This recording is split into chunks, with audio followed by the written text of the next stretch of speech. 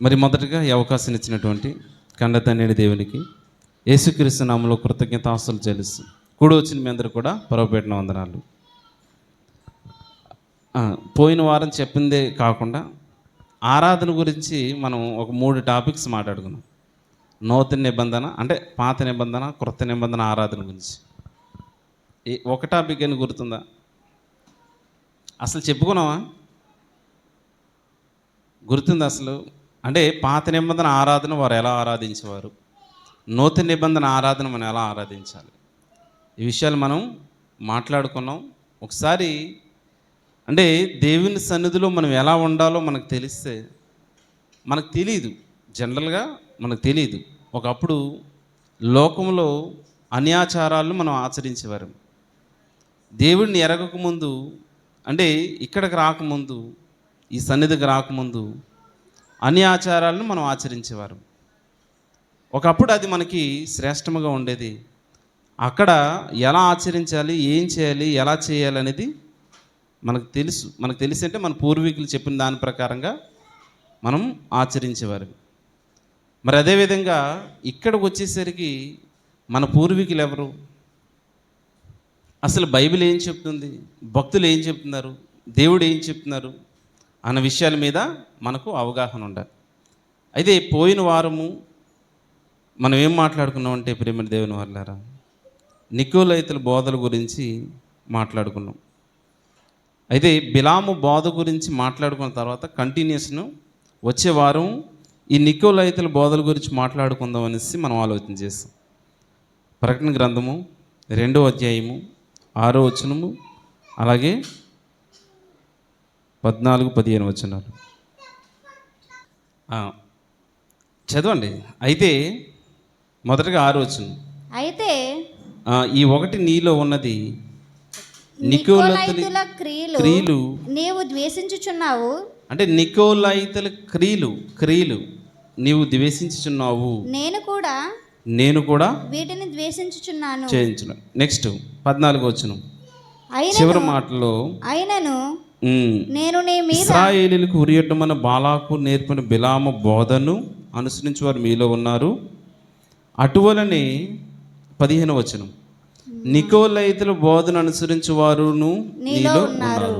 అంటే ఇక్కడ ఎఫెసు సంఘానికి ఉత్తరాన్ని రాస్తూ యోహాను గారు, ఎవరు రాసేది ఈ పత్రికను, ప్రకటన గ్రంథాన్ని రాసేవారు ఎవరు?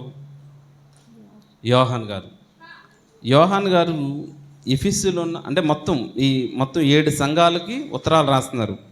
అందులో మొదటిది ఏంటంటే ఎఫెసి, స్మోర్నా, పెర్గము, థుయతైరే, సార్దీసు, ఫిలదెల్ఫియా, లవొదోకియా, 7 సంఘాలకి కూడా ఆయన ఉత్తరాలు రాస్తూ, అందులో మొదటి సంఘంలో ఆ సంఘంలో ఒక విషయాన్ని మెన్షన్ చేస్తే 6వ వచనంలో, అయితే ఈ ఒకటి నీలో ఉన్నది నికోలైతుల క్రియలు ఉన్నాయి. నికోలైతుల క్రియలు అంటే ఏంటి అసలు? ఒకటి. రెండోది 15వ వచనంలో అటువలనే నికోలైతుల బోధ, అంటే ఇది 3వ ఉత్తరంగా రాస్తున్న పెర్గమములో ఉన్న 12వ వచనం, పెర్గమములో ఉన్న సంఘపు దూతకు ఇలాగ వ్రాయము. పెర్గము సంఘానికి రాస్తూ ఉత్తరం చెబుతూ, అటువలనే నికోలైతుల బోధను అనుసరించి వారును నీలో ఉన్నారు. ఇంతకీ ఈ నికోలైతుల బోధలేంటి? బిలాము బోధలు అనేసరికి మనం అర్థమైంది. అసలు ఏంటి బిలాము బోధలు?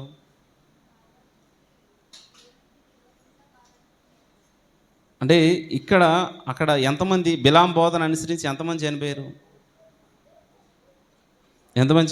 సంఖ్యాకాండము 25వ అధ్యాయం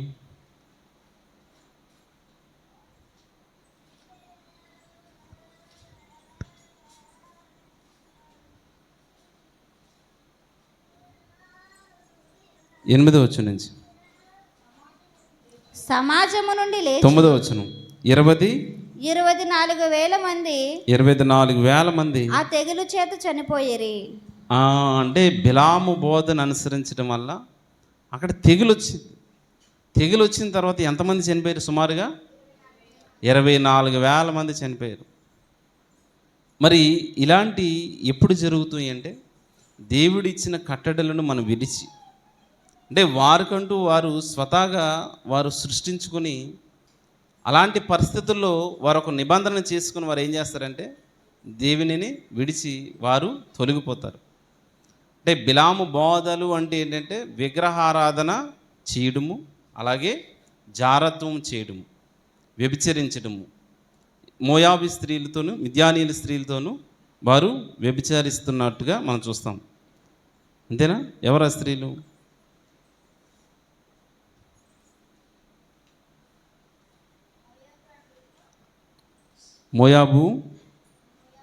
మోయాబు రాండ్రుతో, మోయాబు స్త్రీలతో వారు వ్యభిచారం చేయసాగిరి.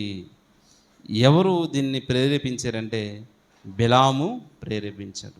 దేనికోసం ప్రేరేపించాడంటే, ఇదిగో అతను ధనాపేక్ష కలిగి ఎదురుగా నా బహుమానాన్ని వదులుకోలేక, ఆ బంగారాన్ని, ఆ బహుమతులను, ఆ అధికారాన్ని వదులుకోలేక అలాంటి ప్రయత్నం చేశాడు. ఇంతకీ మరి ఈ వారం మనం నికోలయితుల బోధలు ఎంత ప్రభావం చేసాయా? ఏంటి ఆ నికోలయితుల బోధలు?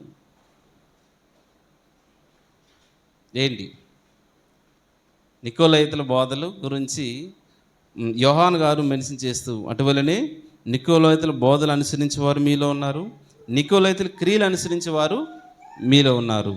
అపోస్తల కార్యాలయాలు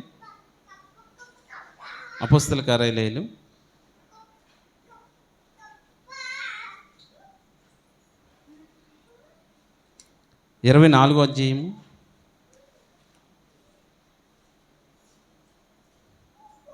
5వ వచనం చదువు. ఈ మనుష్యుడు పేడ వంటి వాడును భూలోకమందున్న సకలమైన యూదులను కలహమునకు రేపువాడును నజరేయుల మతభేదమునకు నాయకుడినై ఉన్నట్టు మేము కనుగొంటుమి. అసలు ఈ సంఘటనలు ఎక్కడ జరుగుతున్నాయంటే, పౌలు గారు అప్పటికే బంధించబడి 3 ప్రయాణాలు అయిపోయి 4వది యెరూషలేములో బంధించబడి ఆయన ఆ బంధకంలో ఉంటుండగానే ఏం జరుగుతుందంటే, రోమా ప్రయాణంలో, అంటే రోమాకి తీసుకువెళ్ళాలి. ఆ రోమా ప్రయాణంలో ఈ ఇన్సిడెంట్ జరుగుతూ ఉంటాయి. అంటే ఒక్కొక్క సభ దగ్గర నుంచి ఆయన ఎక్కడికి వెళ్ళినా సరే ఆయనకి న్యాయము, ఆయన సెల్ఫ్ డిఫెన్స్గా, ఆయన సెల్ఫ్గా వాదించుకుంటున్నట్టుగా మనం చూస్తాం. అయితే ఇతని మీద ఎవరు ఆరోపణ చేస్తున్నారంటే 24వ అధ్యాయం 1వ వచనం. 5 దినములైన తర్వాత ప్రధాన యాజకుడైన అననీయయు కొందరు పెద్దలను తెర్తుల్లు అను ఒక న్యాయవాదియు కైసరియకు వచ్చి పౌలు మీద తెచ్చిన ఫిర్యాదు అధిపతికి తెలియజేసి, అంటే పౌలు గారి మీద ఫిర్యాదు చేస్తున్నారు. ఫిర్యాదు చేస్తూ ఆయన ఏమంటున్నారంటే, ఇదిగో ఈ మనుష్యుడు పీడ వంటి వాడును, భూలోకమందున్న సకలమైన యూదులను కలహము రేపువాడును, నజరేయులు మతభేదమును నాయకుడు నిన్నట్టు మేము కనుగొంటిమి. అంటే ఇతడు ఏం చేస్తున్నాడట, యూదుల ఆచారాలని తప్పు పెట్టేవాడుగా మాకు కనిపిస్తున్నాడు అనేసి ఒక నేరం మోపాలని చూస్తున్నారు. సో ఆ నేరం మోపాలనేసి ఇతనే కాదు, చాలామంది యూదుల పెద్దలు, శాస్త్రులు, పరిసయ్యులు వీరు ఉన్నట్టుగా మనం ప్రతి సభలో కూడా మనం చూస్తాం. మరొక సందర్భం చూద్దాం. అంటే యోహాను మొదటి పత్రిక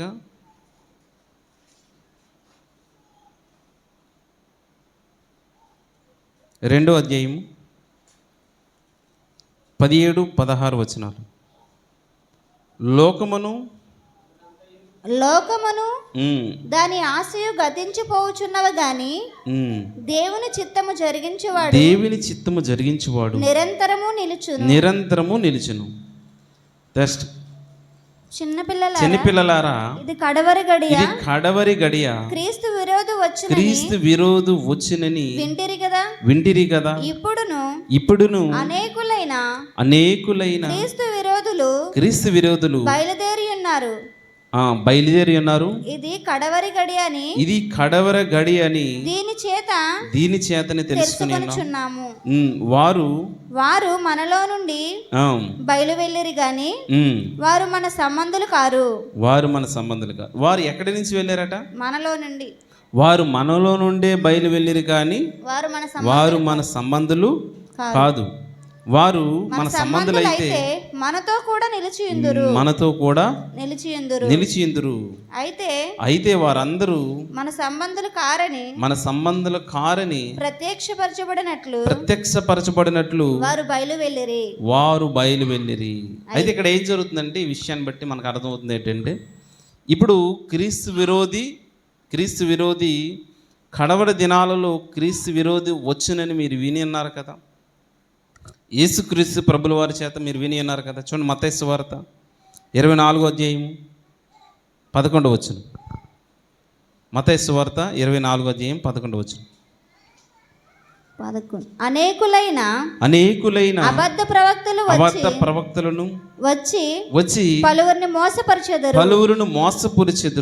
అనేకులైన అబద్ధ ప్రవక్తలను వచ్చి పలువురిని మోసపరిచెదరు. ప్రియమైన దేవుని పిల్లలారా, ఇదిగో మనం కూడా వింటున్నాం కదా, అనేకులైన అబద్ధ ప్రవక్తలు చివరి గడియలో కడవరి గడియలో వస్తారనేసి ప్రభు చెప్పారు కదా. సో వారు ఆల్రెడీ అనేకమైన అబద్ధ ప్రవక్తలు వచ్చారు. వారు ఎక్కడి నుంచో రాలేదు. ఎక్కడి నుంచి వచ్చారు? మనలో నుంచే వచ్చారు. ఇంతకీ మనలో నుంచి వచ్చారంటే ఎవరిలో నుంచి వచ్చారు? ఎవరు మాట్లాడుతున్నారు ఈ విషయం? ఎవరు మాట్లాడుతున్నారు? ప్రకటన గ్రంథాన్ని రాసిన యోహాన్ గారు, అలాగే యోహాను పత్రికలు రాసిన యోహాన్ గారు ఒకరేనా వేరువేరా? యోహాను సువార్త, యోహాను 3 పత్రికలు, ప్రకటన గ్రంథాన్ని ఎవరు రాశారంటే యోహాన్ గారే రాశారు. శిష్యుడైన యోహాను, యేసుక్రీస్తు శిష్యుడైన యోహాను. ఇతను అపోస్తలుల్లో ఒకరు. ఇప్పుడు ఇతను స్ట్రెస్ చేస్తూ, అంటే ఒక విషయాన్ని గట్టిగా ప్రెజర్ చేస్తూ మాట్లాడుతున్న విషయం ఏంటంటే, నికోలైతుల క్రియలు అనుసరించేవారు మీలో ఉన్నారు. నికోలైతుల క్రియలు అనుసరించేవారు మీలో ఉన్నారు. అంత మాత్రమే కాదు, నికోలైతుల బోధలు కూడా మీలో అనుసరించేవారు కొందరు ఉన్నారు. ఏంటి ఆ నికోలైతుల బోధలు అని అంటే, ఖచ్చితంగా ఈయనకి ఆ నికోలైతుల బోధల గురించి తెలిసే ఉండాలా? అయితే మరి యోహాను పత్రికలో మనం చూసినట్లయితే, ఇది కడవర గడి అని దీని చేత తెలుసుకొని ఉన్నాము. వారు మనలో నుండి బయలు వెళ్ళిరి కానీ వారు మన సంబంధులు కారు. వారు మనలో నుండే బయలు వెళ్ళిరి కానీ వారు మన సంబంధులు కారు. వారు మన సంబంధులైతే ఖచ్చితంగా మనతో పాటే నిలిచియుందురు. అంటే ఈ విషయాన్ని యోహాను గారు మాట్లాడుతున్నారంటే ఖచ్చితంగా మనలో నుంచి వెళ్ళారు అని అంటే, ఇప్పుడు 12 మంది శిష్యుల్లో ఏమైనా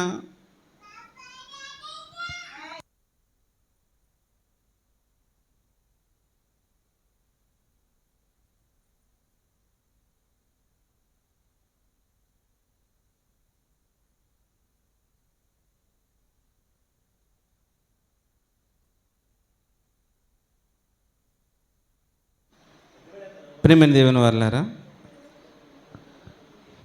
అండ్ వారు మన సంబంధులు కాదు. అయితే వారందరూ మన సంబంధులు అయితే మన సంబంధుల కార్యాన్ని ప్రత్యక్షపరచబడినట్టు వారు బయలు వెళ్ళిరి. అయితే మీరు పరిశుద్ధుల వలన అభిషేకం పొందినవారు కనుక సమస్తమును మనం ఎరుగుదము.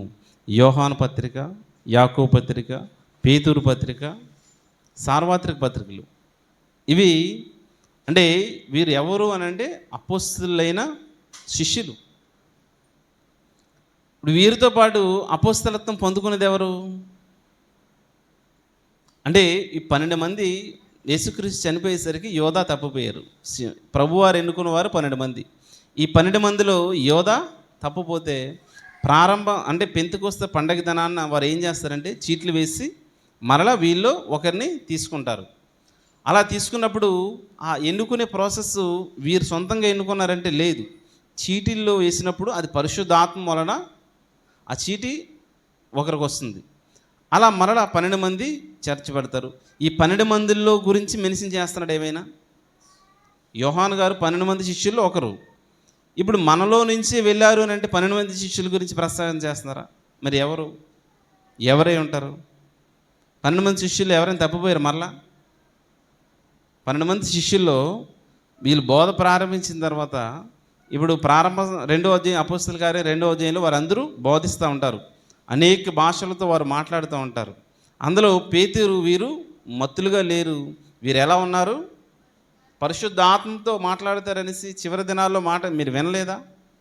సో అంటే ఇక్కడ వీరు అక్కడ నుంచి వారు పిలుపు కానీ తర్వాత ఈ పేతురు కానీ ఒక్కొక్క ప్రాంతంలోకి వెళ్ళిపోయి వారు పరిచయం చేస్తున్నట్టుగా మనం చూస్తాం. కానీ అపోస్తులు 12 మందిలో ఎవరు తప్పిపోయినట్టుగా ఎక్కడ కనిపించట్లేదు. మరి వీళ్ళు ఎవరు ఎంతకి మనం చూద్దాం, ఆలోచన చేద్దాం. అపోస్తుల కార్యాలు 15వ అధ్యాయం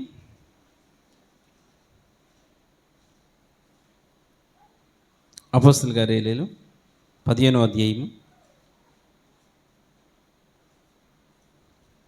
ప్రారంభం నుంచి చూద్దాం.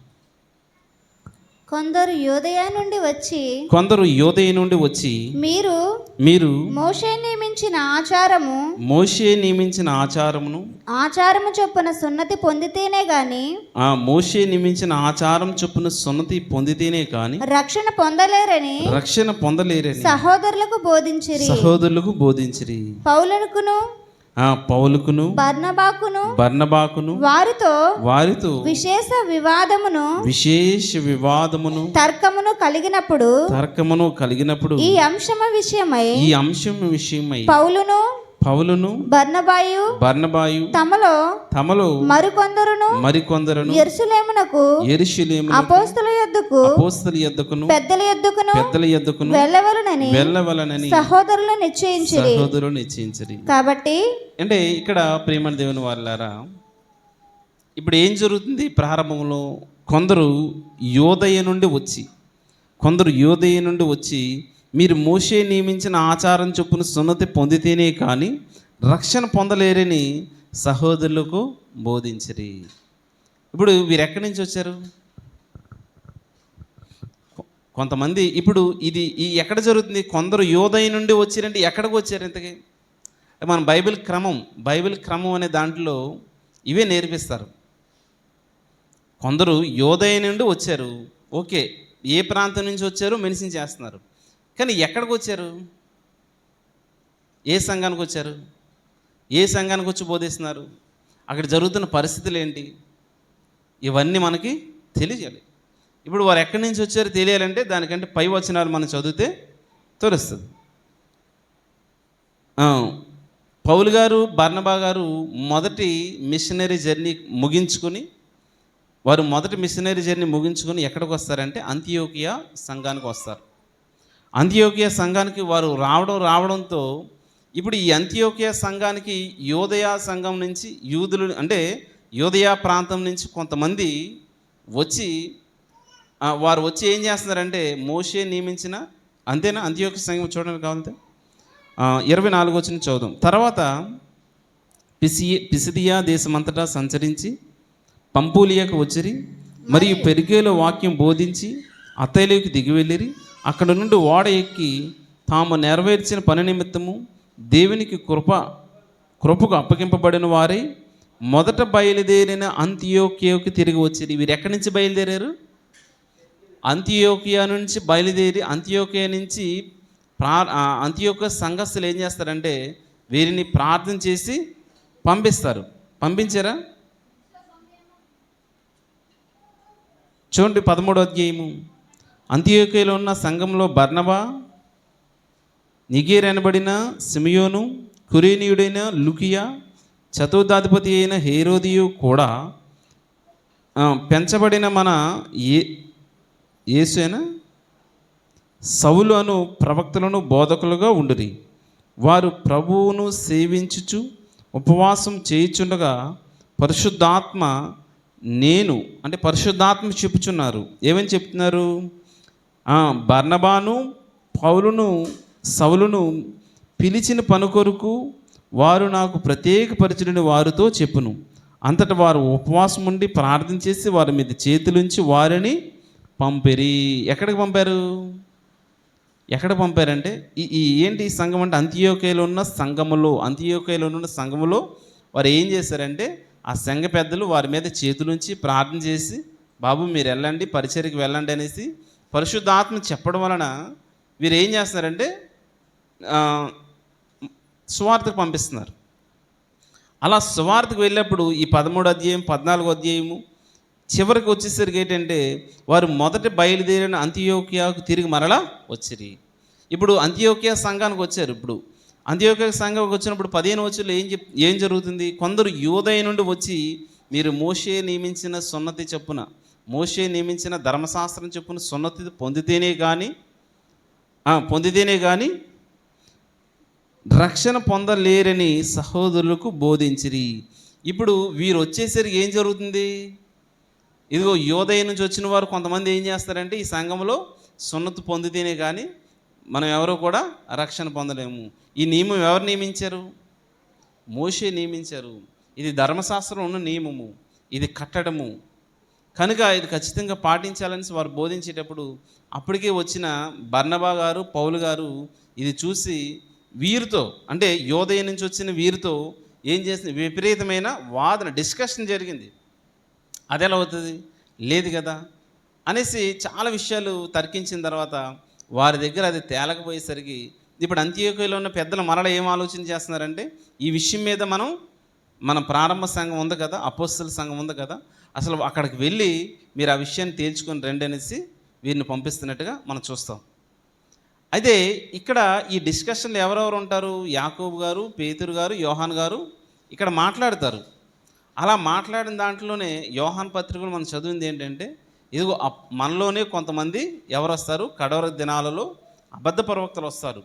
కానీ వారు మనలో నుంచే వస్తారు, కానీ వారు మనవారు కాదు. వారు మనవారైతే ఖచ్చితంగా మనతోనే ఉండేవారు. అలాగే మరొక విషయాన్ని ఏం ప్రస్తావిస్తున్నారు ప్రకటన గ్రంథంలో? నికోలైతుల క్రియలు అని. అంటే ఈ నికోలైతులు ఖచ్చితంగా ఈ యోహాన్ గారికి తెలిసే ఉండాలి. కనుక మరొక మనం ఆలోచన చేస్తే తిప్పి చూడండి 15వ అధ్యాయం 4వ వచనం చదువుదాం.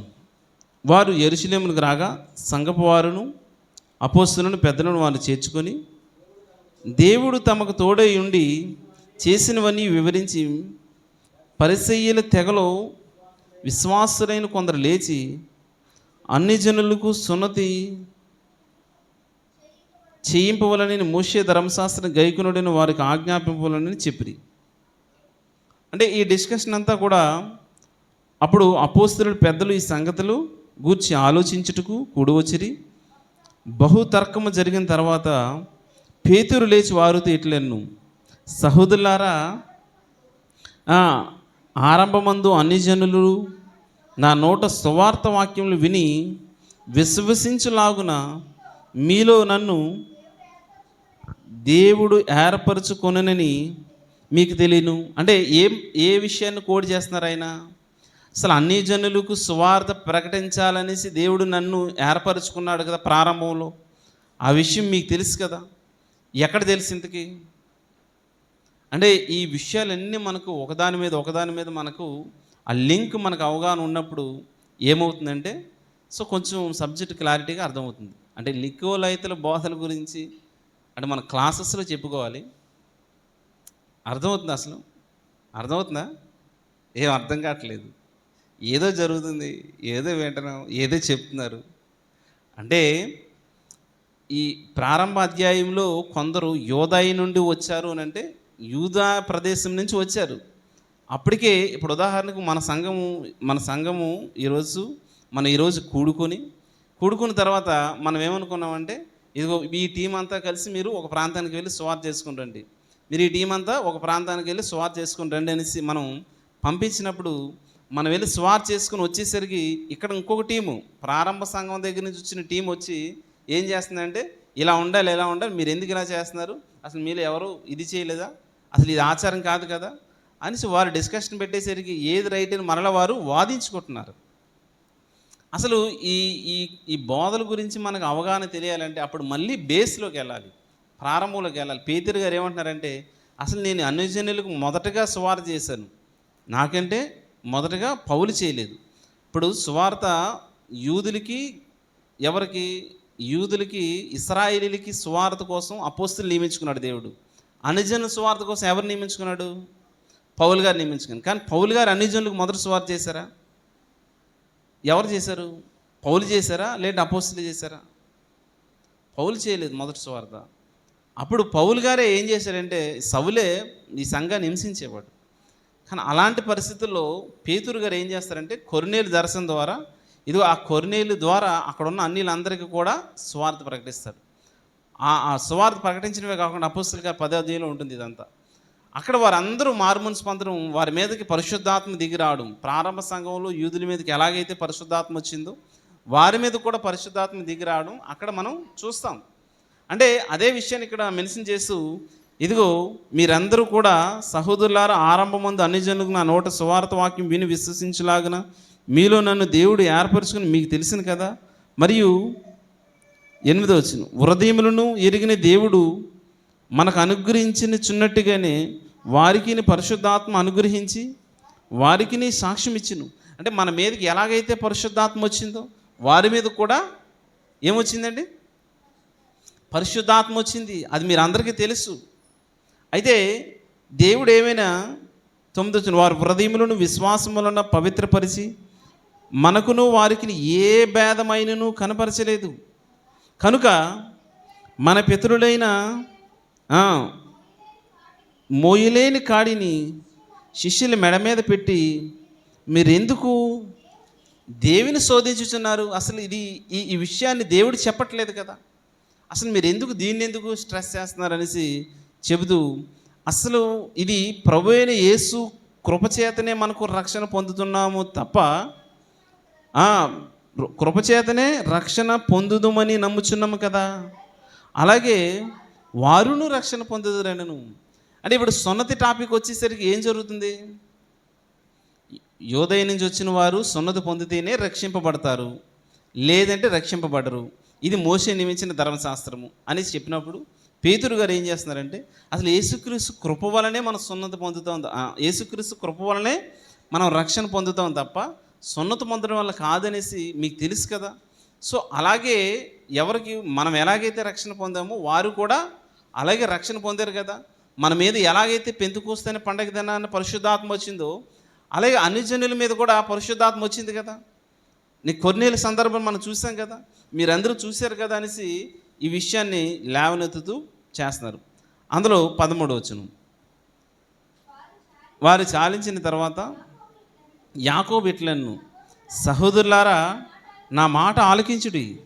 అన్ని జనుల్లో నుండి దేవుడు తన నామము కొరకు ఒక జనమును ఏర్పరచుకున్నట్టుకు వారు ఎలాగ మొదట కటాక్షించును సిమియోనును వివరించి ఉన్నాడు. ఇందుకు సిమియోను వివరించి ఉన్నాడు. ఇందుకు ప్రవక్తల ప్రవచనాలు కూడా మన ముందు ఉన్నవి అనేసి ఎవరు చెప్తున్నారు? యాకోబు గారు ఇదంతా చెప్పుకుంటూ వస్తున్నారు. తర్వాత 19వ వచనం, కాబట్టి అన్ని జనుల్లో నుండి దేవుని వైపు తిరుగుచున్న వారిని మనము కష్టపెట్టక విగ్రహ సంబంధమైన అపవిత్రతను, జారత్వమును, గొంతు పిసుకుని దానిని, రక్తమును విసర్జించుటకు వారిని పత్రిక వ్రాసి పంపవలనని నా అభిప్రాయము. యాలయనగా సమాజ మందిరంలో ప్రతి విశ్రాంతి దినమున మోషే లేఖనములు చదువుట వలన మునుపటి తరముల నుండి అతని నియమమును ప్రకటించువారు ప్రతి పట్టణంలోనూ ఉన్నారని చెప్పును. అప్పుడు సహోదరులు ముఖ్యులైన బర్సబ్బాను మారుపేరు గల యోదయు శీలలో ఏర్పరచుకొని, అంటే ఇప్పుడు మరలా వీరు ఏం చేస్తారంటే, ఈ యాకోబు గారు, యోహాన్ గారు, పేతురు గారు అక్కడే ఉన్నప్పుడు ఈ డిస్కషన్లో వారు ఈ ఎవరు శీలను యోదాను వారు ఏర్పరచుకొని బర్నబాతోను సౌలు గారితోనూ ఈ పత్రికలు వ్రాసి ఎక్కడికి పంపిస్తున్నారు? అంతియోకియాకి సంఘాన్ని పంపిస్తున్నారు. ఏమని పంపిస్తున్నారు? చూడండి 28వ వచనం, విగ్రహములకు అర్పించిన వాటిని. 27వ వచనం కూడా చూద్దాం. 25వ వచనం, కనుక మనుషులు ఏర్పరిచిన మన ప్రభువైన యేసుక్రీస్తు పేరు కొరకు తమ్మును తాను అప్పగించుకున్న బర్నబా పౌలను మన ప్రియ సహోదరులతో కూడా మీ యొద్దకు పంపుటకు యుక్తమని మాకందరికీ ఏకాభిప్రాయం కలుగును. మాకందరికంటే అక్కడ ఉన్న యాకోబు, యోహాను, అపోస్తలు వీరందరికీ కూడా ఏకాభిప్రాయంతో ఏం చేస్తున్నారట? విగ్రహములకు బలిగా అర్పించిన వాటిని, రక్తమును గొంతి పిసికి చంపిన దానిని, జారత్వమును విసర్జించవలను అనేసి వీటి మీద వారు ఏం చేస్తారు? ఖండించి ఈ అవశ్యమైన వాటికంటే ఎక్కువైన ఏ భారమైన మీ మీద మోపకూడదని పరిశుద్ధాత్మకును మాకును తోచును. అంటే ఇవే ఏంటి? విగ్రహారాధన చేయరాదు, గొంతు పిసికిన వాడు తినకూడదు, వ్యభిచారం చేయరాదు, జారత్వం చేయరాదు. ఇంతకంటే మీ మీద ఎక్కువ ఈ సున్నతి గురించి వాటి గురించి ఏం చేస్తున్నారట? వారంతా ఏకాభిప్రాయానికి వచ్చి, అంటే వారందరూ ఎవరు మాట్లాడారు? పౌలు గారు బర్నబా, పౌలు, అలాగే అక్కడి నుంచి వచ్చిన పరిచర్యలు కొంతమంది లేవనెత్తినప్పుడు ఈ విషయంలో ఏంటంటే పేతురు గారు మొదట మాట్లాడారు, తర్వాత యాకోబు గారు మాట్లాడారు, యోహాన్ గారు మాట్లాడారు, కొంతమంది మిగతా వారందరూ కూడా ఒక తాటి మీదకి వచ్చి ఇవి కండిషన్స్ మ్యాండేటరీ కాదు అనేసి వారు ఈ డిస్కషన్ అయింది. అసలు ఈ డిస్కషన్ అంతా ఎప్పుడు జరుగుతుందంటే మొదటి మిషనరీ జర్నీ వారు ముగించుకుని రాగానే ఇక్కడ ఈ డిస్కషన్ వచ్చేసరికి వీరు అంతియోకియ సంఘానికి వస్తున్నారు. అయితే ఇది ఎప్పుడంటే మూడోసారి పౌలు గారు అక్కడికి వస్తున్నట్టుగా మనం చూస్తాం. అది మనం తర్వాత చూద్దాం. ఇకపోతే చూడండి, ప్రకటన గ్రంథం మళ్ళా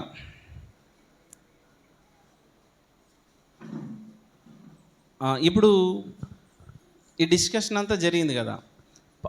యోహాన్ గారు ఏం చెప్తున్నారండి? యోహాన్ గారు వీరు మనలో నుంచే వచ్చారు అన్నట్టుగా చెప్తున్నారు.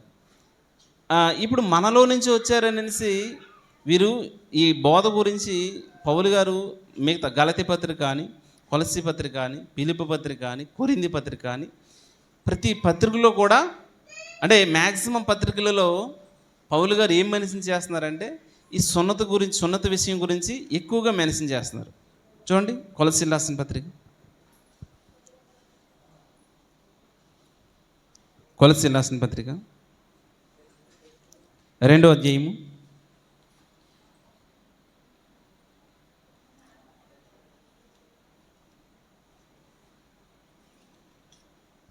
11వ వచనం చూద్దాం. మీరును క్రీస్తు సున్నతి యందు శరీరేచ్ఛలతో కూడిన స్వభావం విసర్జించి ఆయన యందు చేతులతో చేయబడిన సున్నతిని, అంటే ఇప్పుడు సున్నతి టాపిక్ ఎందుకు వచ్చింది మరలా? అంటే ఈ బోధలు ఎంత ప్రభావితం చేశాయంటే, వీరు వచ్చిన వారు సామాన్యంగా రాలేదు. వచ్చి ఏం చేశారంటే అప్పటి వరకు కట్టుకున్న ఈ సంఘాలన్నింటిలోకి వెళ్ళిపోయి వీరు ఏం చేస్తారంటే ఈ బోధను వారి మీద ఇంజెక్ట్ చేస్తున్నారు. వాళ్ళేమో రక్షణ గురించి, దేవుడి గురించి, మారుమనసు గురించి, పరలోక రాజ్యం గురించి వీళ్ళేమో సంఘాలు కట్టుకుంటూ సువార్త ప్రకటించుకుంటూ వెళ్తూ ఉంటే, వీరేం చేస్తున్నారు?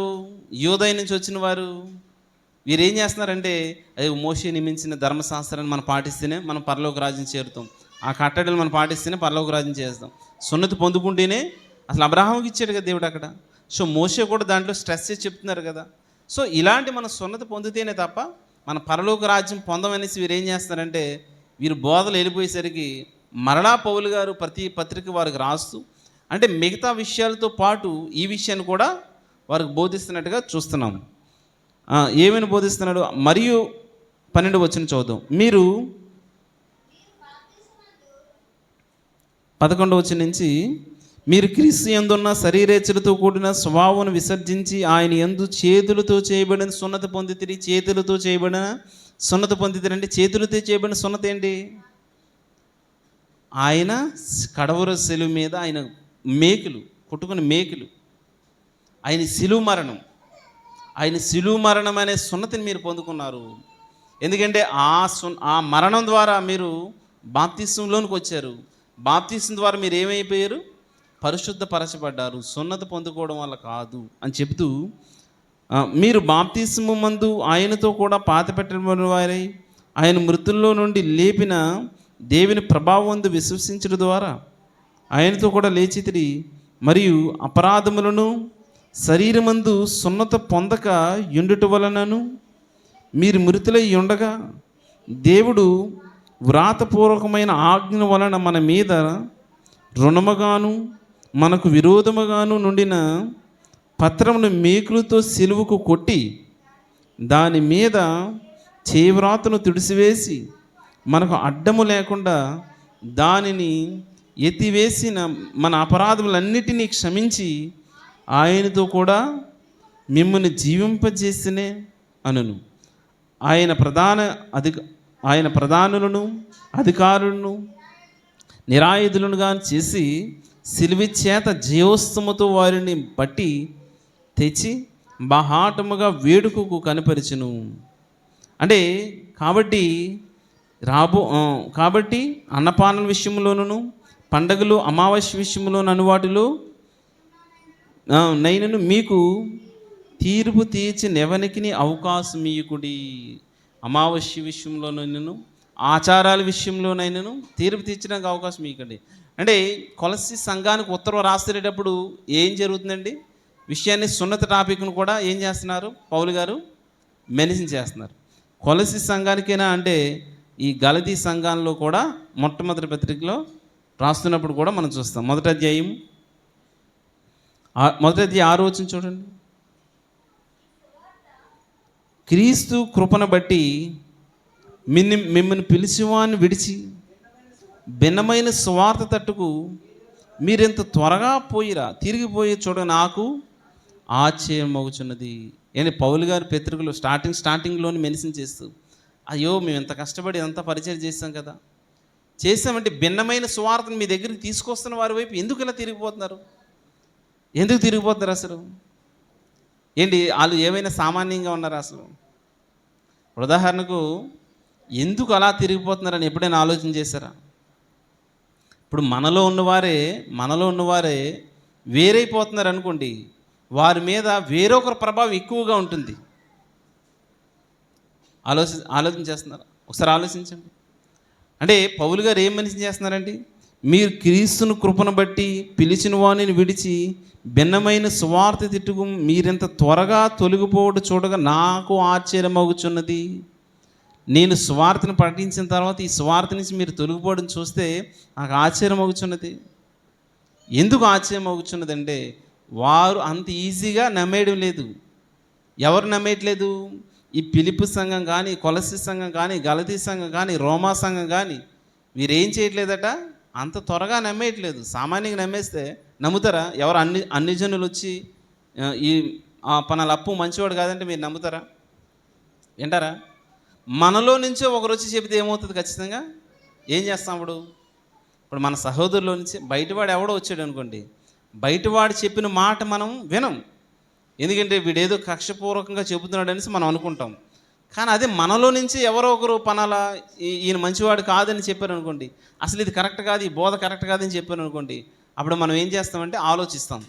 ఇప్పుడు వారి ప్రభావం మన పైన ఎక్కువగా ఉందనుకోండి, అప్పుడు ఏమవుతుందంటే వారు చెప్పిన దాన్ని మనం పాటిస్తాం. అది ఇంతకీ ఏం జరిగింది? అసలు ఏంటి అంటే ఇంత ప్రభావం ఉండడం గల కారణం ఏంటి? అసలు ఈ నికోలైతులు ఎవరు? అసలు నికోలైతుల బోధలు అంటే మనకు అర్థమవుతుంది. ఏం అర్థమవుతుంది? ఈ నికోలైతుల బోధలు ఏం చేస్తున్నారంటే సున్నత గురించి ప్రస్తావిస్తున్నారు, మోషే ధర్మశాస్త్రం గురించి, ఆచారాల గురించి ప్రస్తావిస్తున్నారు. కానీ ఈ ప్రభావం ఎందుకు ఇంతలాగా వెళ్ళిపోతుందంటే, ఇదిగో అక్కడ చిన్న ఒక అపోస్తలులు ఏం చెప్తున్నారు ఒకసారి చూడండి. మళ్ళీ 1 యోహాను పత్రిక చూద్దాం. 1 యోహాను పత్రికలో 19వ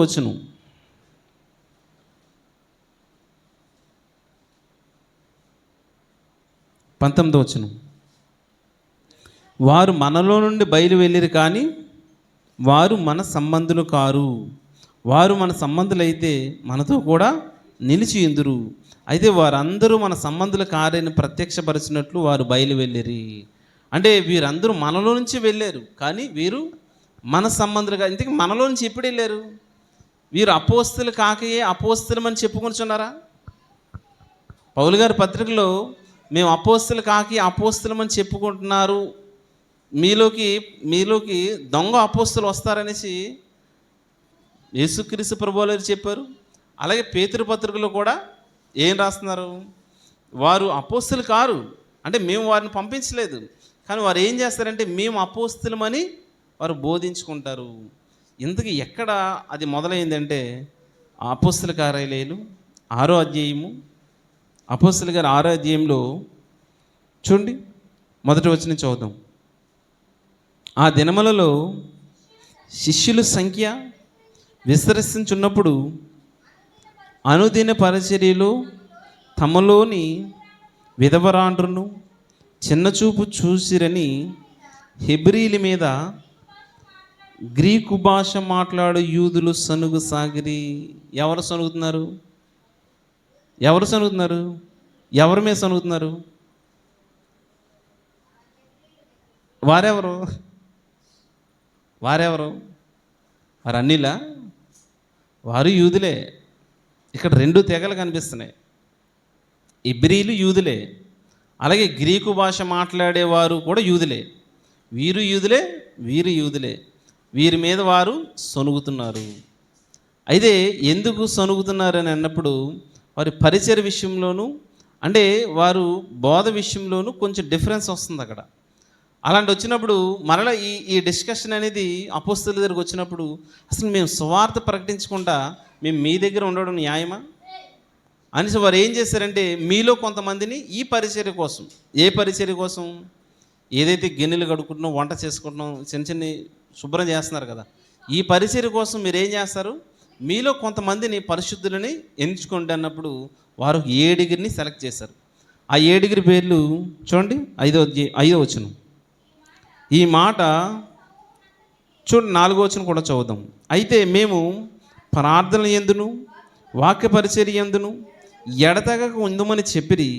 ఈ మాట జనసమూహం అంతటికి మీ ఇష్టమైనందున వారు విశ్వాసముతోనూ పరిశుద్ధాత్మతోనూ నిండుకొనిన వాడైన 1 స్తెఫను, 2 ఫిలిప్పు, 3 ప్రొకోరు, నికాస్నోరు, తీమోను, పర్మేనాసు, యూదుల మత ప్రవిష్టుడును అంతియోకియా వాడును అగు నికోలాసు. ఎవరండి ఇతను? ఈ నికోలాస్ ఎవరు? ఈ నికోలాసు అంటే మన కాన్సన్ట్రేషన్ వాక్యం మీద పెడుతున్నప్పుడు వాక్యంలోకి మీరు రాగలుగుతారు.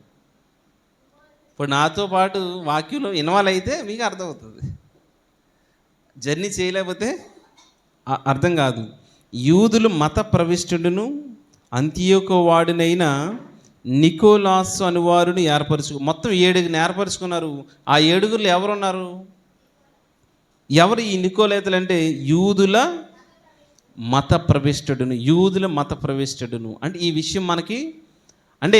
విషయం మనకు అర్థమైతే యూదులు ఎక్కువగా అంటే ఇప్పటికి కూడా వారు ఆచారాల విషయం మీదను అంటే యేసుక్రీస్తు ప్రభుల వారు కూడా ఏం చెప్తున్నారు, మోషే నియమించిన మీరు 10వ వంతు భాగం అనేసి మీరు ఏది ఇస్తున్నారు, అసలు పుదీనాలోను షోపులోనే ఇస్తున్నారు. కానీ మోషే ఏమి నియమించాడు, అందులో మీరు అన్నిట్లో ఇవ్వట్లేదు కదా, మీ దగ్గర సంపాదించిన దాంట్లో ఇవ్వట్లేదు, మీరు పండించిన పొలంలో పంటలో ఇవ్వట్లేదు. దేంట్లో ఇస్తున్నారంటే పుదీనాలోను సోపులోనే ఇస్తున్నారు. పుదీనా ఆకులు తెలుసు కదా, అలా సోపు అంటే జీలకర్ర తెలుసు కదా. అంటే ఈ సోపులోను పుదీనా 10% ఇస్తున్నారు వాళ్ళు, మిగతా దాంట్లో ఇవ్వడం లేదు. అయితే వీరు ఆచారాల విషయంలో చాలా స్ట్రాంగ్గా ఉంటారు, చాలా నిష్ఠగా ఉంటారు. అయితే దేవుడు చెప్పిన ఈ ప్రవచనాల మీద వారు పట్టు లేకుండా పోయారు. అంటే వారి దగ్గర ధర్మశాస్త్రం ఉందని గర్వం తప్ప వారి దగ్గర ఏమి లేదు, ప్రేమ లేదండి. ఎవరు అప్పగించేశారంటే యేసుక్రీస్తు ప్రభులు అని ఎవరు అప్పగించారు? సొంత యూద జాతి వారే శిలువ మరణానికి అప్పగించారు. సొంత యూద జాతి వారేనా? యేసుప్రభు ఎక్కడి నుంచి వచ్చారు? యూదా కుటుంబంలో నుంచి జన్మించాడు. యూదులే ఆయన అప్పగించేశారు. అయితే ఇప్పుడు ఇక్కడ ఉన్న వారిలో చాలామంది చూడండి, ప్రారంభ సంఘములో ఎంతమంది చేర్చబడ్డారు? అపోస్తలులు బోధింపబడిన తర్వాత ఎంతమంది చేర్చబడ్డారు? సుమారుగా 3000 మంది సంఘంలో చేర్చబడ్డారు. అంటే అలాంటి 3000 మంది సంఘంలో చేర్చబడ్డారు. ఎవరు? అన్యులేం కాదు, అక్కడ అక్కడ ఉన్న వాళ్ళందరూ కూడా ఎవరున్నారు? యూదులు, అనేక దేశాల నుంచి వచ్చిన యూదులు. ఇక్కడ కూడా ఎబ్రీల మీద గ్రీకు భాష మాట్లాడే యూదులు సొనుగుతున్నారని విన్నాం. అంటే అక్కడ చాలా రకాల భాషలు మాట్లాడి యూదులు ఏం చేశారంటే, పేతురు ప్రసంగం తర్వాత, అక్కడ అపోస్తుల ప్రసంగం తర్వాత సుమారుగా 3000 మంది సంఘములో వారు చేర్చబడిరి. అలా చేర్చబడిన వారిలో యూదులు ఉన్నారు, చాలామంది యూదులే అందరూ. సో అందులో ఇక్కడ వీరు పరిచర్య కొరకు 7 ఏర్పరచుకునేటప్పుడు ఆ 7 ఎవరున్నారంటే, ఇదిగో యూదులు మత ప్రవిష్టుడినైనా అంటే యూద ఆచారాల మీద చాలా వీరు మక్కువ చూపిస్తారు. ఎంత మక్కువ చూపిస్తారంటే, అపోస్తలుడైన పౌలు గారు సవులుగా ఉండేటప్పుడు వీరు మా ఆచారాలకి భిన్నంగా, అంటే ఏం కలిగిస్తున్నారు? భంగం కలిగిస్తున్నారు. అసలు వీళ్ళు తప్పుడు బోధన చేస్తున్నారు, ధర్మశాస్త్రాన్ని తప్పుడు చేసేస్తున్నారు అనేసి వారిని చంపడమే కాకుండా ఇంటింట చొచ్చి వారిని బయటికి లాక్కొచ్చి చంపేసినట్టుగా మనం పౌలు గారి విషయాలు మనం చూస్తాం. ఎంత ప్రవిష్టంగా, ఎంత నిష్ఠగా ఉన్నాడు అక్కడ. పోనీ ఇక్కడైనా అనుకుంటే అక్కడ దమస్క పట్టణానికి వెళ్ళి వారిని కూడా తీసుకొచ్చేయడానికి వెళ్ళిపోతూ ఉంటాడు పౌలు. అంటే యూదుల ఆచారాల్లో వారంతా స్ట్రాంగ్గా ఉంటారనమాట. ఇప్పుడు మిగతా ఏర్పరచుకున్న వాళ్ళు, ఇందులో వాళ్ళెవరూ కూడా యూదులు మత ప్రవిష్టుడిని మెన్షన్ చేయలేదు. అక్కడ ఈ నికోలాయస్కి ఎందుకు మెన్షన్ చేశారంటే, ఇతని ప్రభావం అంతలా ఉంది కనుక. ఎప్పుడు ఉంది మరి? ఎలా వచ్చింది ఆ ప్రభావం? ఇప్పుడు తర్వాత ఏం జరుగుతుందో చూడండి. 7వ అధ్యాయంలో స్తెఫను ప్రసంగం మొదలుపెట్టారు. అంటే వీరు పరిచర్యకే మొదలుపెట్టారు. మొదట వారు ఏం చేస్తారు? వీరందరూ దేనికోసం ఏర్పరచబడిన వారంటే, వీరందరూ కూడా దేనికోసం అంటే, వారు అపోస్తలులు వారు వాక్యాన్ని ప్రార్థన చేయడానికి, సువార్త ప్రకటించడానికి, వారు వెళుతుంటే వారికి సహకారంగా ఉండడానికి, అంటే ఏదో వంట పరిచర్య చేయడానికో లేదంటే ఇతరితర పరిచర్యలు చేయడానికి వీరిని నియమించుకున్నారు.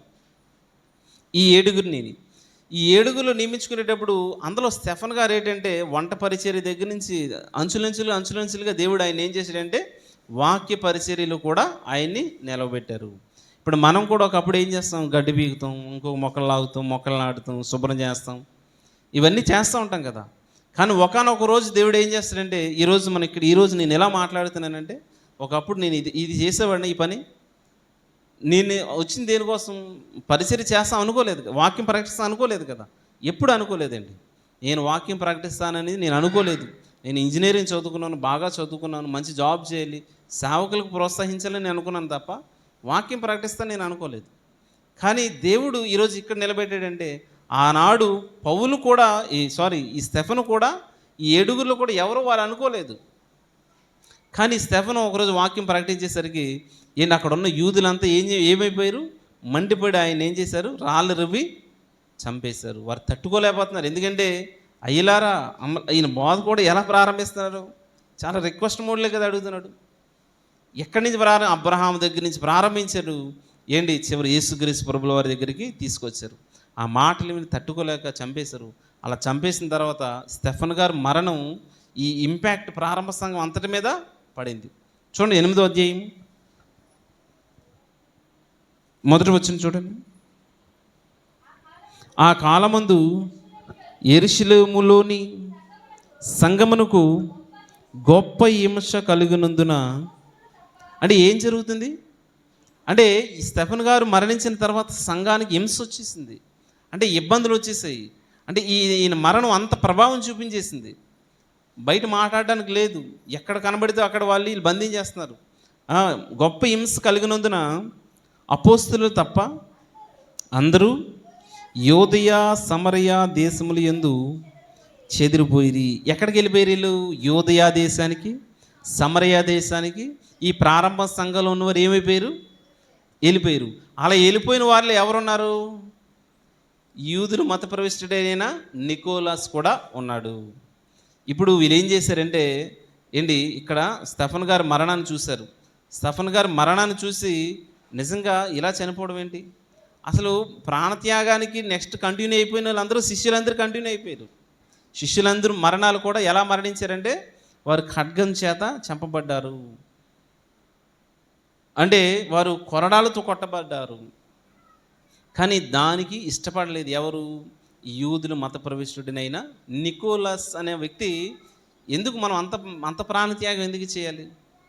అనేసి ఇప్పుడు వీళ్ళు ఏం చేస్తున్నారంటే యోదయ ప్రాంతానికి వెళ్ళిపోయి అతని మనసు మార్చుకొని ఒక కొత్త బోధన తీసుకొచ్చారు. ఇప్పటి వరకు ఎవరితో జర్నీ చేశారు? ప్రారంభ సంఘంతోనే జర్నీ చేశారు. ఈ ప్రారంభ సంఘంతో జర్నీ చేసి వీరు ఏం చేశారంటే యూదుల ఆచారాలు వెంటనే పోవు కదా. అసలు సున్నత పొందడంలో ఏమీ లేదు, సున్నత పొందకపోయినా ఏమీ లేదు. అసలు ఇది ఏది కాదు కదా. దేని వల్ల వస్తుంది? అసలు రక్షణ అనేది మనకు దేని వల్ల వస్తుంది? యేసుక్రీస్తు ప్రభుల వారి యొక్క కృపను బట్టే వస్తుంది. ఇదిగో ఈ చేవ్రాత చేత, ఆయన మేకులు కొట్టుకోవడం చేత, శిలువ మరణం చేత దీని అంతటిని ఏం చేశాడు ప్రభువారు? యూదుడని గ్రీసు దేశస్థుడని ఏ భేదము లేదు, అందరూ అంతటా మారు మనసు పొందాలి. యూదుడని గ్రీకు దేశస్థుడని ఏ భేదము లేదు, అన్యుడని ఏమీ లేదు కదా. అందరూ అంతటా రక్షణ పొందాలి, అందరూ మారు మనసు పొందాలి. సో ఈ విషయం గురించి అనేక మంది ప్రవక్తలు బోధించారు. సో ఆ విషయాలన్నీ కూడా నెరవేరినవి మనకందరికీ తెలుసు కదా. అయినప్పటికీ కూడా ఈ యూదులకు సంబంధించి మత ప్రవేశ నికోలస్ ఏం చేశాడంటే ఇదిగో యోదయ దేశానికి మొదట వెళ్ళిపోయాడు. యోదయ దేశం నుంచి ఎక్కడికి వెళ్ళాడు? ఇప్పుడు వీళ్ళు ఎక్కడికి చెదిరిపోయారట చూడండి. అపోస్తలు తప్ప అందరూ యోదయ సమరయ దేశానికి చెదిరిపోయారు. ఇప్పుడు యోదయ దేశానికి కొంతమంది వెళ్ళిపోయారు, సమరయ దేశానికి కొంతమంది వెళ్ళిపోయారు. ఇప్పుడు యోదయ దేశం నుంచి ఎక్కడికి వచ్చారు? ఇప్పుడు అంతియోకియా సంఘానికి వచ్చి వారు ఏం చేస్తున్నారు? మోషే ధర్మశాస్త్రాన్ని అక్కడికే కదా వచ్చారా? అంటే ఇప్పుడు ఈ అపోస్తల మీద చేతుల నుంచి ఎవరు ప్రార్థన చేశారు? 7 పరిచర్య కోసం ఎవరు ఎన్నుకున్నారు? మళ్ళీ రండి, ఆరోగ్యం అపోస్తల గారి ఆరోగ్యం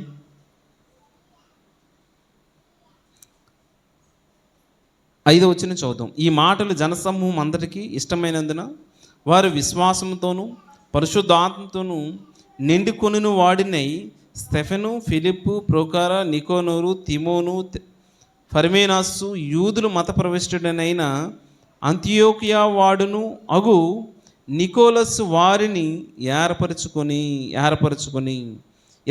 ఇతను అంతియోకియాకి సంబంధించిన యూదులు ఏంటి అక్కడ ఈ ప్రారంభ సంఘంలో విపత్తు రావడం వల్ల మొదట వీళ్ళు యోదయ పట్టణానికి వెళ్ళిపోయారు. యోదయ ప్రాంతం నుంచి మరలా తన స్వదేశమైనట్టు సొంత ప్రాంతం అయినట్టు అంతియోకియా ప్రాంతానికి వచ్చేసాడు. ఎందుకు అంత రిస్క్ అవసరం లేదు అనేసి వచ్చేసి ఖాళీగా ఉండట్లేదు, అక్కడ వేరే బోధ తీసుకొస్తున్నాడు. 6వ వచనం, వారిని ఎవరిని? 7 అపోస్తలు ఎదుట నిలబెట్టిరి. అపోస్తలు అంటే ఎవరు? యేసుక్రీస్తు ప్రభుల వారు శిష్యులు. ఎవరెవరు ఉన్నారు అందులో? పేతురు, యోహాను, యాకోబు వీళ్ళందరూ ఉన్నారు కదా. వీరందరూ ఇప్పుడు ఎవరి ఎదుట నిలబెట్టారంటే అపోస్తలు ఎదుట పాదల మీద నిలబెట్టిరి. వీరు ప్రార్థన చేసి వారి మీద చేతులుంచి దేవుని వాక్యము ప్రబలమై మనుషుల ఎదుటను బహుగా విస్తరించును. అంటే ఇప్పుడు 7 పరిచర్య కోసం నియమించిన వారు ఎవరు? అపోస్తలు నియమించారు. ఇప్పుడు యోహాను గారు ఏం చెప్తున్నారు? వారు మనలో నుంచే వచ్చారు కానీ వారు మన వారు కాదు, మేము వారిని అపోస్తలత్వం ఇవ్వలేదు. అంటే అపోస్తలత్వం గురించి అదొక పెద్ద టాపిక్ అండి. ఎందుకంటే ఇప్పుడు ప్రారంభ సంఘం అయినట్టు ఈ పౌలు గారిని ప్రారంభం అపోస్తల సంఘం యాక్సెప్ట్ చేయదు. నేను అపోస్తలుడైన పౌలు అనేసి ఇతను చెప్తారు పత్రికల్లో, కానీ ఎవరు యాక్సెప్ట్ చేయరు? అపోస్తలు అంటే మొదట పేతురు, యోహాను వీళ్ళందరూ స్టార్టింగ్లో యాక్సెప్ట్ చేయరు. వాళ్ళు యాక్సెప్ట్ చేయడానికి చాలా టైం పడుతుంది. అంటే మొదటి, రెండోసారి, మూడోసారి వచ్చినప్పుడు, అంటే ఇప్పుడు ఈ డిస్కషన్ జరిగింది కదా, ఈ డిస్కషన్ జరగకముందు ఆయన ఒకసారి వస్తారు, అప్పుడు యాక్సెప్ట్ చేస్తారు. ఎవరిని? పౌలు గారిని యాక్సెప్ట్ చేస్తారు సంఘం. అంతకుముందు యాక్సెప్ట్ చేయదు. ఎందుకంటే అంతకుముందు ఇతను చంపేసేవాడు, దూసుకుడు, అంతకుడు, అలాగే ట్రీట్ చేశారు. ఓకేనా? అంటే ఇలా ఇప్పుడు ఈ అపోస్తలు అందరూ 7 వీరి మీద ప్రార్థన చేసి చేతులు ఉంచినప్పుడు మేము వారి పరిచర్య కోసమే నియమించాము తప్ప అపోస్తలు అంటే బోధించడానికి నియమించలేదు. బోధించడానికి నియమించలేదు అక్కడ. అదే బాగా గమనించాలి. వీరు దేనికోసం నియమించబడ్డారంటే పరిచర్య చేయడానికి నియమించబడ్డారు, బోధించడానికి నియమించలేదు. అయితే వారు మాలో నుంచి వచ్చారు కానీ వారు మనవారు కాదు. అంటే ఈ తప్పుడు బోధల గురించి ఎందుకు యోహాను గారు మెన్షన్ చేస్తున్నారంటే ఈ 7 ప్రార్థన చేసేటప్పుడు వాళ్ళ నుంచి పంపించిన వాటిలో, పరిచర్య కోసం పంపించిన వాటిలో ఈ నికోలైతులు కూడా ఉన్నారు. ఈ నికోలైతులు వచ్చి ఏం చేస్తున్నారంటే ఇదిగో సంఘాలన్నింటినీ పాడు చేసుకుంటూ వెళ్ళిపోతున్నాడు. యూదుల ఆచారాలు చెప్పిన ధర్మశాస్త్రం పాటిస్తేనే, లేదంటే చూడండి కొన్ని ఎగ్జాంపుల్స్ చూద్దాం. గలతీయులకు రాసిన పత్రిక 6వ అధ్యాయము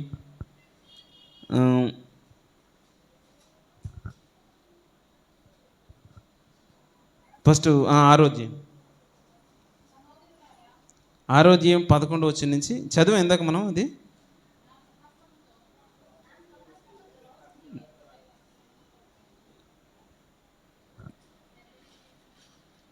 గలతీయులకు రాసిన పత్రిక 6వ అధ్యాయము 13వ వచనం చూడండి. అయితే వారు సున్నత పొందిన వారైనను ధర్మశాస్త్రం ఆచరింపరు, తాము మీ శరీర విషయమందు అతిశయించి నిమిత్తమును మీరు సున్నతి పొందవలనని కోరుచున్నారు. మన ప్రభు అయిన యేసుక్రీస్తు సిలువయందు తప్ప మరి దేని యందును అతిశయించుట నాకు దూరమవునుగాక. 15వ వచనం, క్రొత్త సృష్టి పొందుటియే కానీ సున్నతి పొందుటి ఎందు లేదు. చూడండి 5వ అధ్యాయము 6వ వచనం, యేసుక్రీస్తు ఉండువారికి సున్నత పొందుటి ఎందు ఏమీ లేదు, పొందకపోవటంది ఏది లేదు, కానీ ప్రేమ వలన కార్యసాధకమగు విశ్వాసమే ప్రయోజకమరు. 11వ వచనం, సహోదరులారా, సున్నత పొందవలని నేను ఇంకను ప్రకటించుచున్న యెడల ఎప్పటికీ ఇంచింపబడినేలా ఆ పక్షమున చెలువు విషయమైన అభ్యంతరము తీసివేయబడిన కదా. చూడండి రోమపత్రిక 2వ అధ్యాయము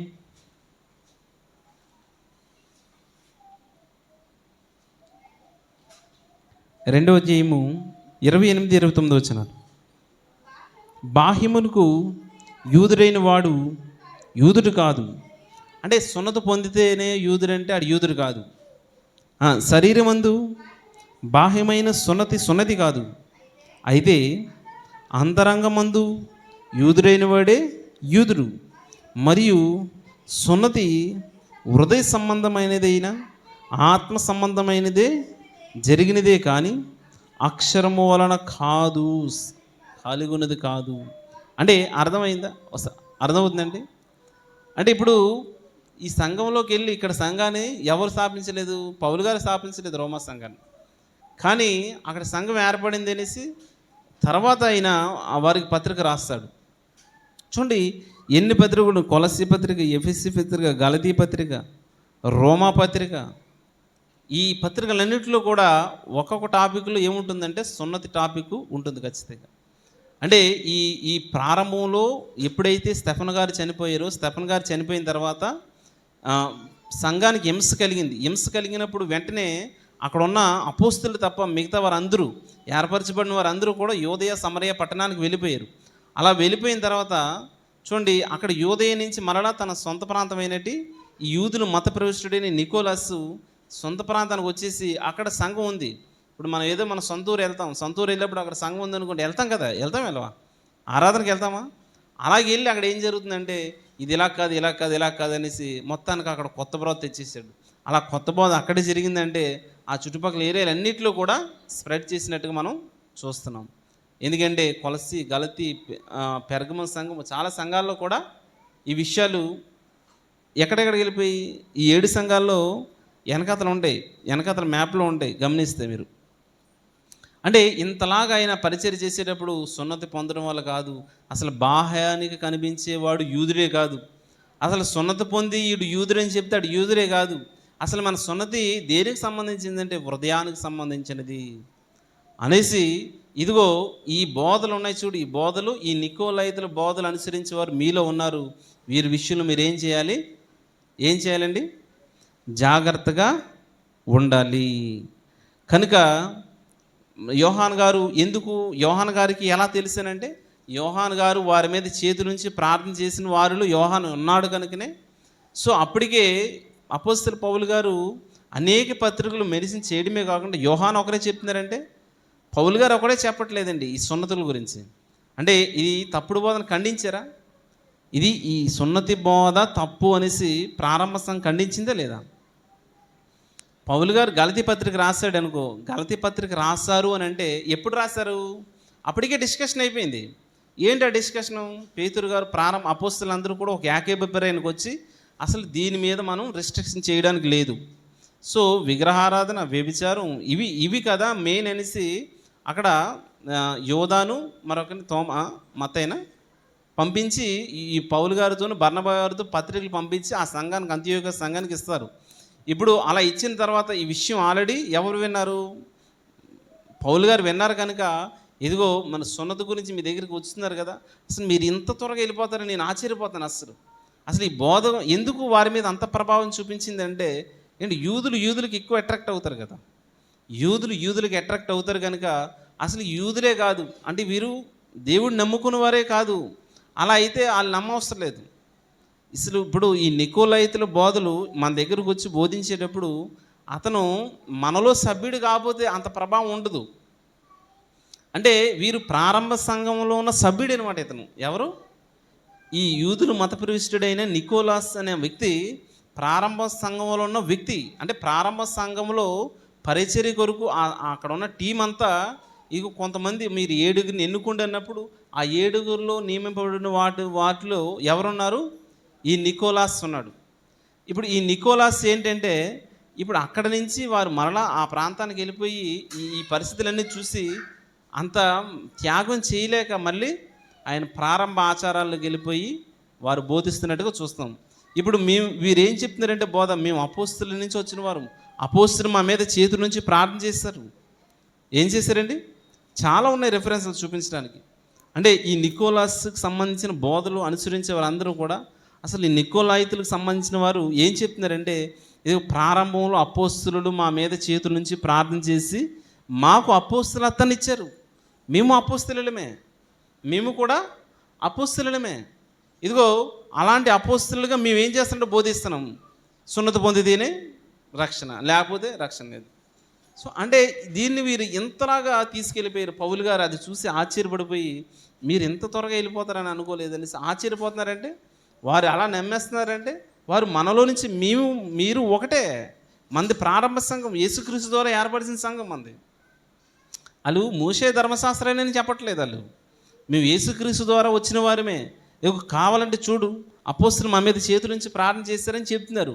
అలా చెబుతున్నారనేసి యోహాను గారు ఏమంటున్నారంటే వారు మనవారే, మనం ప్రార్థన చేసిన వారమే, కానీ వారు మనలో నుంచి వెళ్ళిపోయారు. కానీ వారు మన సంబంధులు కారు. ఎందుకంటే వారు మనం ఒకటైతే వారి బోధ మన బోధ ఒకే స్టాండ్ మీద ఉంటుంది. కనుక ప్రియమైన దేవుని వారులారా, ఇదిగో మీరందరూ మనమందరము రక్షింపబడాలంటే ప్రస్తుతం ఉన్న పరిస్థితుల్లో చూడండి, ఇప్పుడు మనం బాగా గమనించరే లేదు, 2-3 నెలల నుంచి ఒక్కటే డిస్కషన్ అంతా. ఎవరికి డిస్కషను? అన్నిటితోనే మనకే డిస్కషన్ జరగట్లేదు. ఎవరికి డిస్కషన్ జరుగుతుంది? క్రైస్తువులు డిస్కషన్ జరుగుతుంది. అందులో సత్యవాక్యం తెలిసిన మనకే డిస్కషన్ జరుగుతుందా? గమనిస్తున్నారా? ఒకసారి ఆలోచించండి. అంటే ఇక్కడ ఎంత ప్రభావం జరుగుతుందంటే అసలు ప్రాముఖ్యమైనవి ఏంటి? అసలు సున్నతి అనేది శరీరానికి సంబంధించినదా? అసలు రక్షణ అనేది అసలు వీడు రక్షింపబడతాడంటే ధర్మశాస్త్రంలో మోషే ద్వారా లేదంటే అబ్రహాముకు అక్కడ ఇస్తున్నాడంటే వీడు ప్రత్యేకింపబడిన వాడుగా ఉండాలనేసి దేవుడు అక్కడ అబ్రహాముకి సున్నతి ఇస్తున్నాడు. అంటే అక్కడ పరిశుద్ధతకు సూచనగా అక్కడ ఇస్తున్నాడు. ఇక్కడ పరిశుద్ధతకు సూచన రక్షణ అనేది సున్నతి కాదు, బాప్తిస్మం ద్వారా ఇస్తున్నాడు దేవుడు. యేసుక్రీస్తు శిలువ మరణం ద్వారా అది మనకి ఇస్తున్నాడు.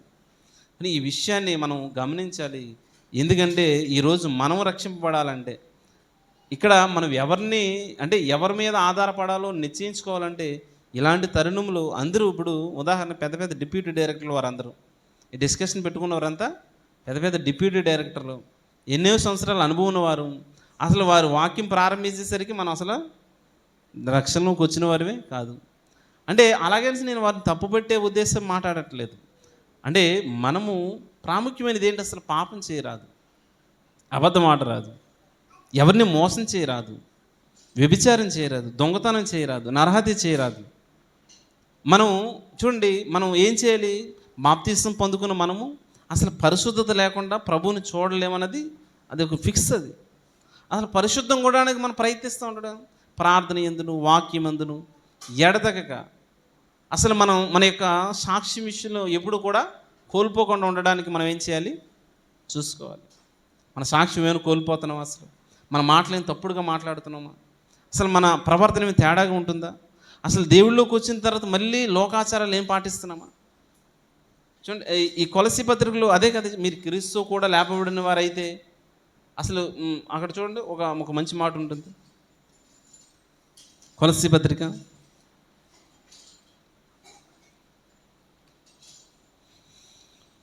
3వ అధ్యాయం 9వ వచనం చదువుదామండి. 10వ వచనం ఉంది కానీ 9వ వచనం కూడా చదువుదాం. ఒకరితో ఒకడు అబద్ధం ఆడుకుడి అంటే పైన లిస్ట్ అంతా ఇస్తున్నారు. 10వ వచనంలో యాలయనగా ప్రాచీన స్వభావమును దాని క్రియలతో కూడా పరిత్యజించి జ్ఞానము కలుగు నిమిత్తము దాని సృష్టించు వారిని పోలిక చొప్పున నూతన పరచుచున్న నబీవుని సమూహమును ధరించుకొని ఉన్నారు. అంటే వీళ్ళు ఏం చేస్తున్నారంటే మాకు జ్ఞానము వచ్చు అనేసి మేము ప్రారంభం అపోస్తలులమే, మేము కూడా ప్రారంభం అపోస్తల ద్వారా మేము అపోస్తలత్వం పొందుకున్న వారమే, వారు ప్రార్థన చేయగా మేము పరిచర్యలు దిగిన వారమే అనేసి వీరంతా ఏం చేస్తారంటే తప్పుడు సంకేతాలను తీసుకుని వెళ్ళిపోతూ ఉండేటప్పుడు పౌలు గారు, పేతురు గారు, యాకోబు గారు, యోహాన్ గారు వీరందరూ కూడా వీరి పత్రికలు మెన్షన్ చేస్తున్న విషయం ఏంటంటే వారు మనవారు కాదు, వారు మనవారే కానీ వారిని మేము అపోస్తలత్వం మేము ఇవ్వలేదు. మేము ఇవ్వడానికి మేము ఎవరం? అసలు పౌలు గారిని అపోస్తలుగా ఎన్నుకునేది ఎవరు? యేసుక్రీస్తు ప్రభుల వారు. అలాగే అపోస్తల్ని వీళ్ళు అపోస్తలుగా తీర్చింది ఎవరు? యేసుక్రీస్తు ప్రభుల వారు.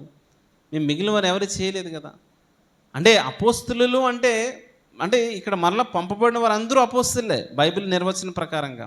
అలా అనుకుంటే మరి అంత్యోక్య సంఘం నుంచి పంపబడతారు కదా, బర్నబా, పౌలు పంపబడతారు, చాలా చోట్ల పంపబడుతూ ఉంటారు. అది కాదు, ఇక్కడ ఈ కేటగిరీకి వచ్చేసరికి ఏంటంటే వీరు అపోస్తలు కారు, వీరు తెచ్చేది మన సువార్త కాదు, యేసుక్రీస్తు సువార్త కాదు.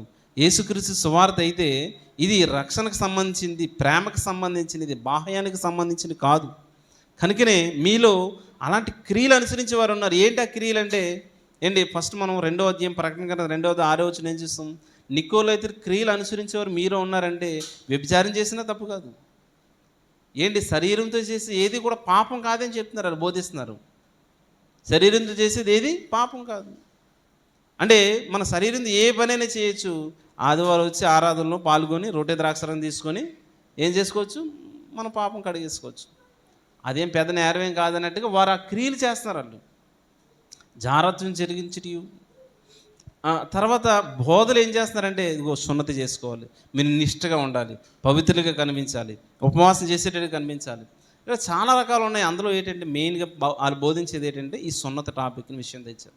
నికోలైతుల బోధలు అని అంటే ఏంటంటే సున్నత గురించి వారు టాపిస్తున్నారు. ఎవరు వీళ్ళు చేసేదంటే యూదులు మత ప్రవిష్టుడైన నికోలస్ అంటే యూదులకు సంబంధించిన ఒక వ్యక్తి. యూద మతాచారాలంటే చాలా ప్రతిష్టంగా ఉంటాయని మనకు ఎలా అర్థమవుతుందంటే పౌలు గారిని చూసినట్టు మనకు తెలుసు. అలాగే పౌలు గారిని మారకముందు మనం చూసాము, మారిన తర్వాత ఆయన అప్పగించేటప్పుడు ఒక్కొక్క సభలో వారు మాట్లాడుతునేటప్పుడు ఏం మాట్లాడుతున్నారు? వీడి పెంటవాడు మొత్తానికి యూద మతానికి ఏం చేస్తున్నాడట? భ్రష్టు పెట్టించేస్తున్నారట. ఎవరు భ్రష్టు పెట్టించేస్తున్నారు? అపోస్తలుల కార్యాలు చివరిగా ముగించుకున్నాం. మనం మొదటగా చదువుకున్న మాటే 24వ అధ్యాయము 5వ వచనం. ఈ మనుషుడు పేడవంటి వాడును భూలోకమందున్న సకలమైన యూదులను కలహమునకు రేపువాడును నజరేయుల మతభేదములకు నాయకుడిని ఉన్నట్టును మేము కనుగొంటిమి.